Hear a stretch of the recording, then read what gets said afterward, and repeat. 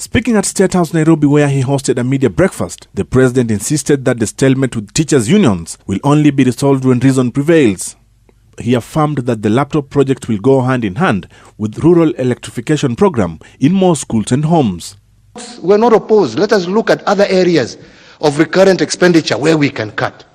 But surely for somebody to stand and say, this money that you're borrowing, don't invest in your children, don't invest in your educational infrastructure, don't invest to your citizens, but rather borrow it so I can pay Marianne here her salary.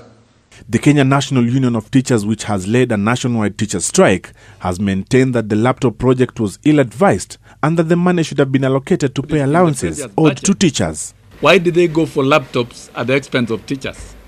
We're only asking for simple logics. 15 billion to employ 40,000 teachers. Though admitting that the teachers had genuine concerns, the president maintained that those will be addressed gradually and through dialogue, owing to budgetary constraints.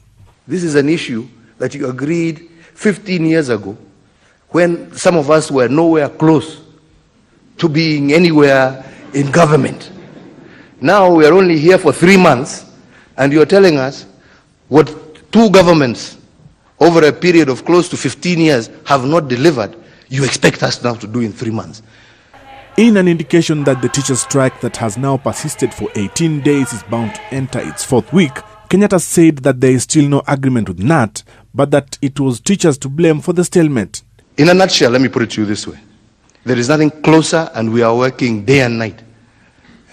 Yesterday I went to bed at 1 o'clock doing nothing else but just trying to ensure that we get a situation where we can get these teachers to go back to school. We are doing our part.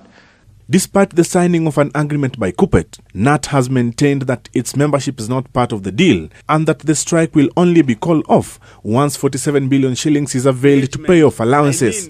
Reasonable, productive, legal, acceptable engagements with the Kenya National Union of Teachers are the only deliberations that can end this stalemate. Knut is expected in court on Monday for contempt proceedings filed against them by the Teachers Service Commission. Lordrick Mayabi, JSO at 7.